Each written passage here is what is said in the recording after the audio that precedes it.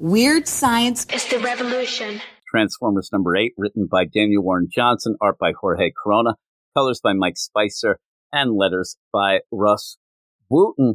And this issue, a lot gets thrown at you. And I think that people who are more, I hate to say Transformers fans, and I am now a Transformer fan, but I don't have a lot of history with the characters. I was talking with you before we started. The idea at the end of issues, if it's an issue that ends with, I should even hit it. I can hit it. Do it. The idea of a character reveal, all of a sudden, but a lot of times it's lost on me because either I don't know the character or like what happens in this issue. Me and you were talking and I said, I think it's Shockwave. And I was right. But me just thinking to myself, like, I think it's Shock, that's not going to be that wow cool moment then. It's just me, like, one of the few characters I do know, but I don't have a lot of background. And again, that's on us. But that's probably on a lot of people because these books are so good that they are getting people reading them that don't have a real big background with the Transformers. But it's one of the reasons why just recently I said that at the end of the Duke miniseries, that is probably my favorite Energon Universe book right now, though it's done. So I'm looking forward to the G.I. Joe stuff and hopefully Scarlet and the Desperate. Hopefully those books are good as well, but we'll have to see. We'll have to see how that goes. But I still like this Transformers book. I just want to set this up for people that people are raising their pitchforks at time, and just like things that might elevate a book by 2 points for some people may not do it for us. What we're saying is here, this issue is probably my least favorite of the series. It's still really good. I still really think it's good, but it is the one that you're doing a lot of groundwork for things to continue, and you got to do that at some point. But when you're doing that, some of this groundwork will have wow factors with people who are longtime fans and know the things, because you're going to get a lot of stuff, kind of show up characters that are going to be introduced. And to me, it was just hard to juggle a lot of them. But in the end, I think it does speak volumes for how good this book is, that I still enjoyed it. I'm just setting people up because we start. And it's funny, too, I said it before talking about the Transformers book, that when it first came out, I saw one of the biggest complaints was the idea of Spike and Carly, that they didn't like the humans. Oh, we don't need that. That always gets things convoluted. It's in the movies. Let's have just the Autobots, Decepticons, and go. They are a really good addition. And I'll say I really mean Carly. Yeah. At this point, Spike's in a wheelchair. He's kind of, down and out. His dad's gone. We do see hopes of maybe getting Robot Daddy later, right? But Carly's great. And I love the idea of Carly because in a book that may tend to go with the idea of Autobots are so great and everything's great. High five, everyone. Carly is always there to throw sassy shade because they're not doing what she wants to do. But in the meantime, we know that what she wants to do can't really happen because Starscream, as far as we know now, is dead. She wants to kill Starscream. She has a list of 10 things to do. All say kill Starscream. I mean, that's it. The 10 things are all the same. And then it says number 10, see number 1. And you start over because she is angry and she wants to do something about it. But she's now in this world of these, Transformers. And as we see in this issue, you're going to have Daniel Warren Johnson remind us how frail the humans are. We're going to end up seeing some of the backgrounds and things like that. But I do like also kind of the little touches where Cliffjumper comes because Carly and Spike, they're there watching the sun go down. And he has done research and says that, it's good to bring colas because you drink the colas when the sun's going down. I'm like, okay, that's cool at the beach. It's a beach party. A Coke ad. In that, this is my joke here, so everybody get ready. That they should have said that the cola is actually Arcee Cola because Arcee's there as well. It'd be hilarious. Hey, Arcee, they got a drink named after you. It'd be so great. I thought they were going to play that joke. I really did, because at this point you have Arcee watching and stuff, and she has actually had a bit of sassiness thrown at her by Carly, because again, Carly doesn't want to chit-chat. She doesn't want small talk. She wants to get revenge. And even seeing Spike there in the wheelchair and upset and what happened with his dad, like all these things, she is angry. So angry at a point where she's going to just run into a room with a missile launcher for some reason. But you end up, as that goes on, you do start talking about loss. And you do even have Carly like saying, like, you lost your buddy. And Cliff he's like, yep, we lost the Bumblebee. I wonder if I hope he comes back, but you end up too. I love him so much. Yeah, and so even then about the loss, almost saying like everybody's had loss, you do have another Arcee Cybertron flashback where she had found pretty much tortured wreck remains of Primus, and she's continuing that of getting Primus out of this deal where he was being tortured, and says that if I can't get out, because Primus is just like, kill me, please, I just want to die. And like, no, we're going to get out of this. We're going to go. But I promise you that if we get, so I won't let us be taken alive. I'll only kill you if we get captured. Yeah, and says I'll end both of our lives, if that happens. So that's pretty intense. And that really does show, like, to me, what we've seen of Arcee so far on Earth, not quite that over the top, but she's really upset, and I think that it's showing that she does get what Carly's going through. She tried to pretend it wasn't, because she doesn't want Carly to get caught in that whole cycle of revenge and things like that. She tried last night. I remember when she said to her, I think it was last issue, like, you can't get caught in this. And Carly's like, I don't even know your name. Like, why are you telling me this? She starts yelling at Optimus. Oh, here's Optimus Prime learning time. It was so good. That's why I love her. I love just how sassy she is with this. And she's not afraid of anything that's going on, which almost led to her death. And even then, she's mad at Cliffjumper, saying, you should have killed Starscream. You had the chance.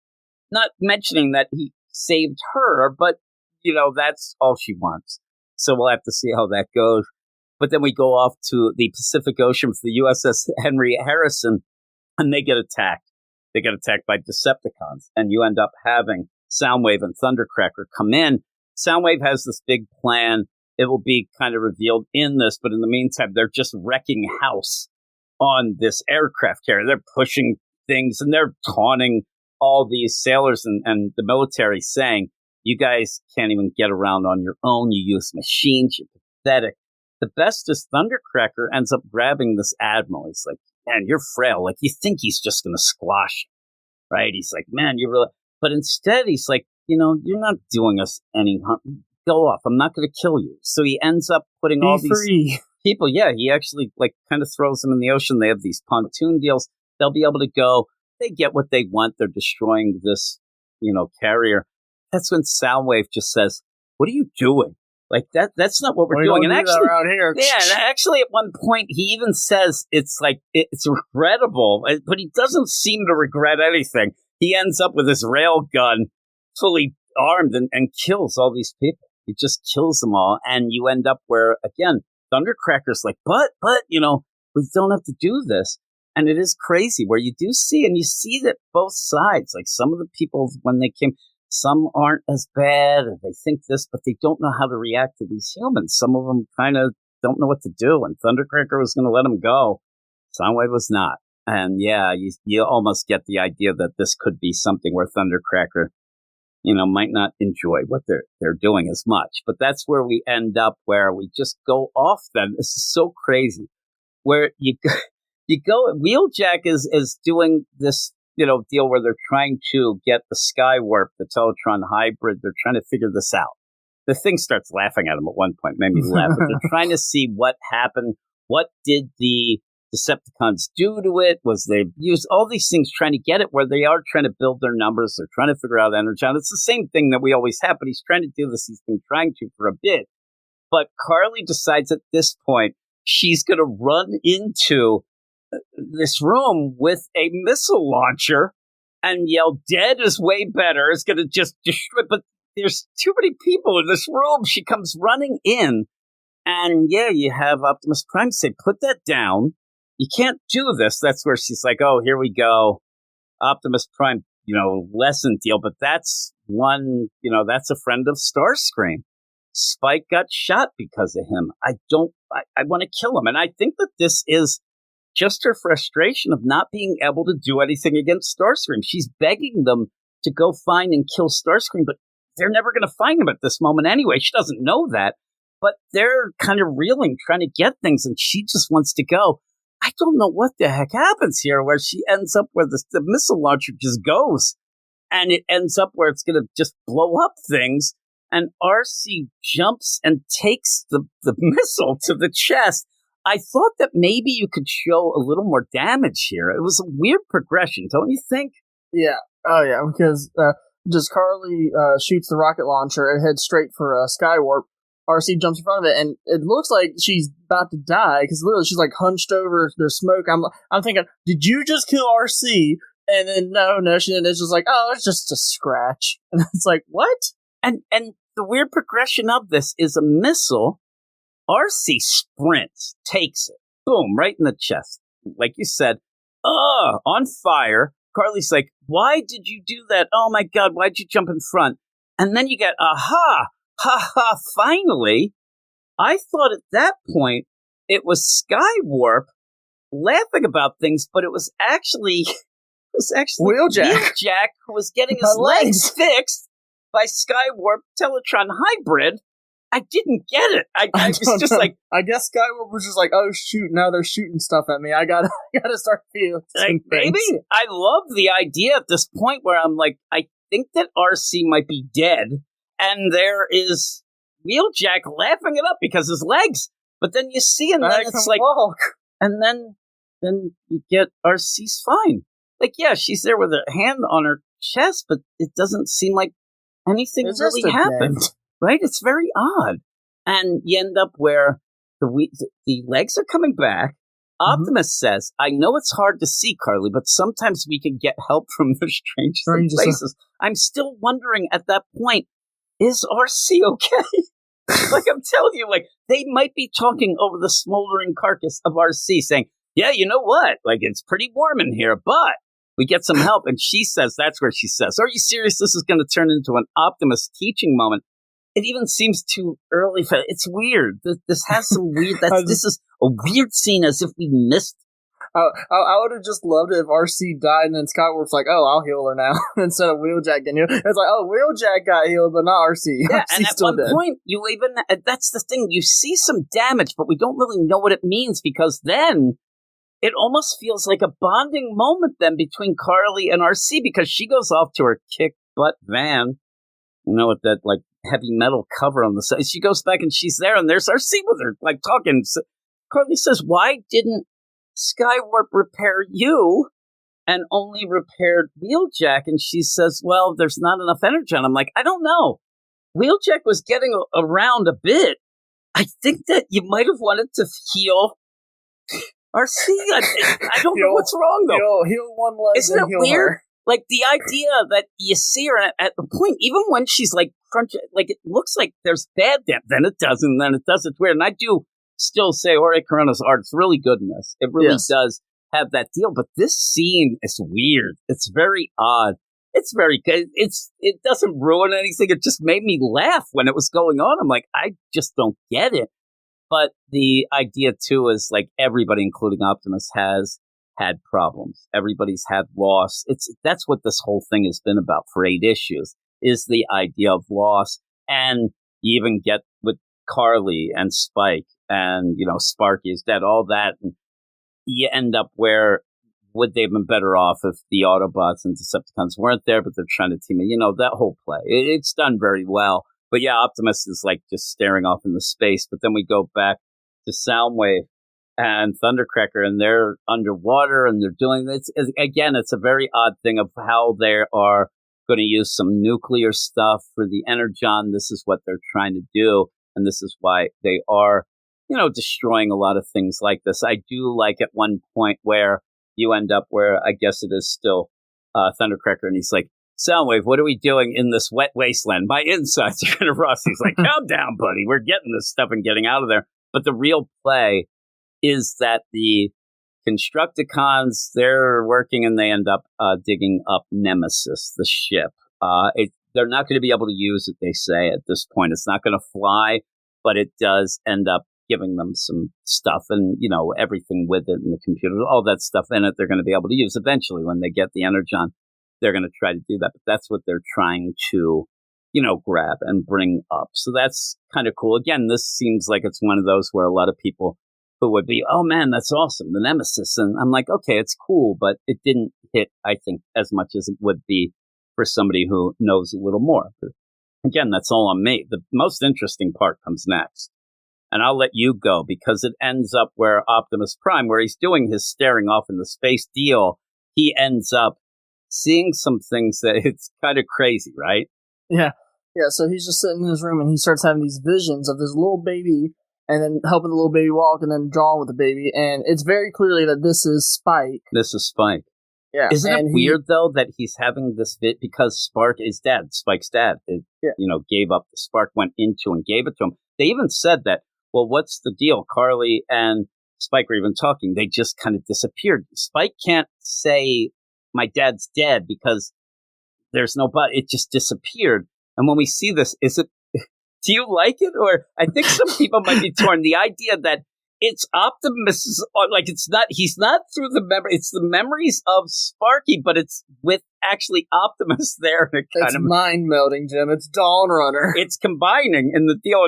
It looks really funny at points, but it actually looks really cute.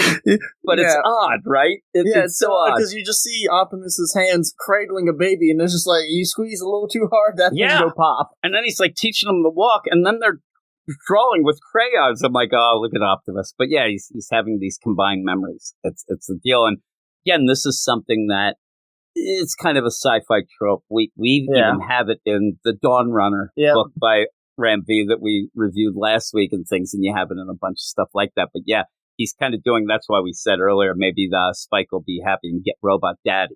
Like eventually he may even Prime. Be able to all of a sudden he's talking in his dad's voice. I think it would be weird to have a way to bring him back, but maybe there'll be a way that, he can at least say goodbye. Something like that might be pretty cool. But Optimus, he obviously doesn't really understand really what's going on. He's like, what the hell is happening to me? And then, again, there's a lot of just boom, boom, boom, because then you get this, hello, is anyone there from this darkness? And you end up where he's like, oh, I got to shake out of this. Optimus goes in, and there's Jetfire. And Optimus is like, welcome back, Jetfire. Jetfire's like, what the hell did you do to me? Like, I came back, I was dead. Like, and now I'm back. But what I can't transform. He can't see. And Optimus is like, well, and it really seems bad. Like, it really He's just feels a jet now. Yeah, and it really feels so much bull. Oh, it's bad. It's like, ooh. If Optimus, at one point, they end up where, I'm not joking. The way that this plays Jetfire, oh my God, what's going on? I can't see. I can't transform. I can't see the stars. And then you end up where you have Ratchet there. And it's like, oh, is that Ratchet? Where are you? Like, it's so sad. And at one point, it almost feels, it is where they're like, okay, Jetfire, see you later. And they just are going to leave him there. He's just there in the, the flight deal. And Ratchet, they're just going to leave him there. You can't see. He says, where are you going? Like, why didn't you leave me? And he says, please sit with me. I swear to God, I want to put it in there where Optimus is like, all right. And then we'll sneak away. It's so weird what they did.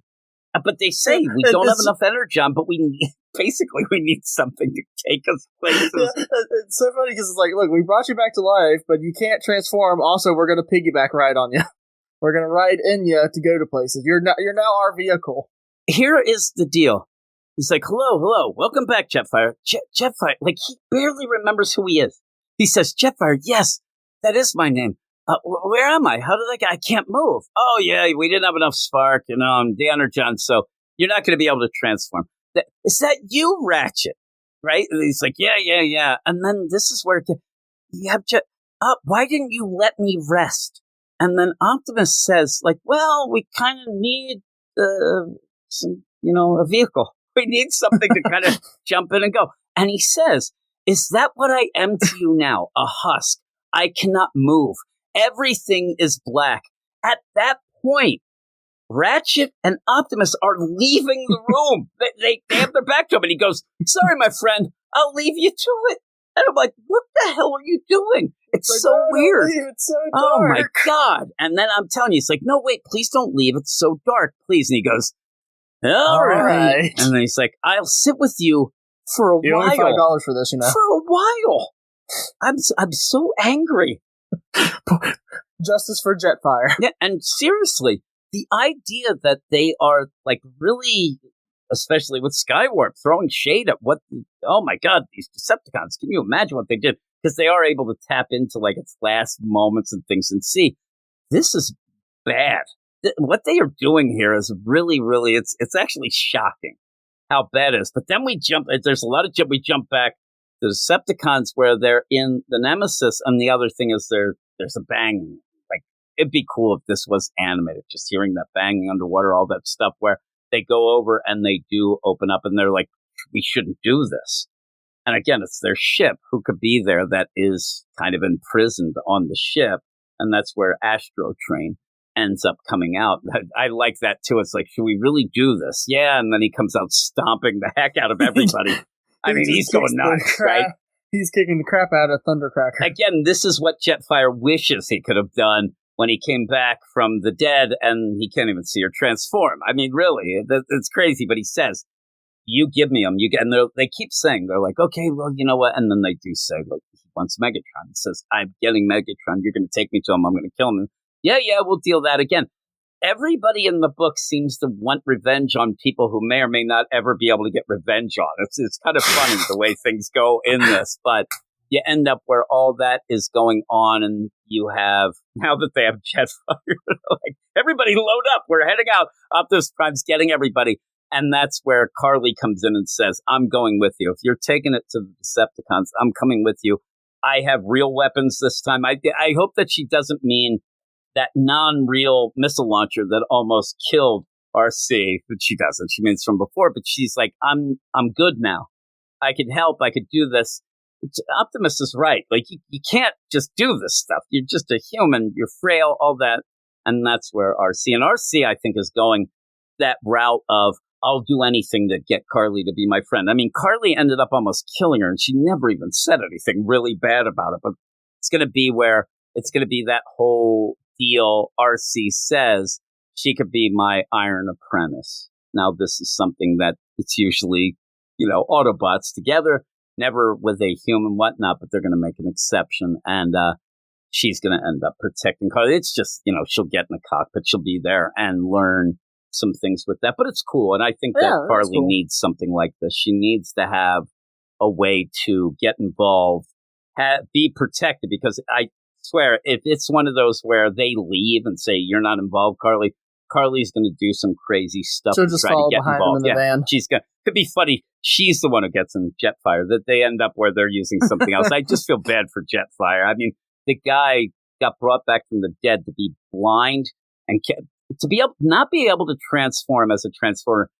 I don't even know what you could equate that in with that. And then on top of that, can't see. I mean, it's awful. It's awful. Why are we letting him fly if he can't see? Holy man, that's what I said. It's like crazy. But you end up where they're going to get involved and they're going to go, and you have, I guess it is Cliff Jumpers on, he's driving. Yeah, I like the idea. It's like no autopilot with blind, Jetfire, but they're going to go off, figure out some stuff. We then go back to the Decepticons. Soundwave is like, okay, well, I think that we'll be able to do some more things. I'm going to see if this is the deal. And you end up getting this transmission. I'm like, Soundwave, is that really you?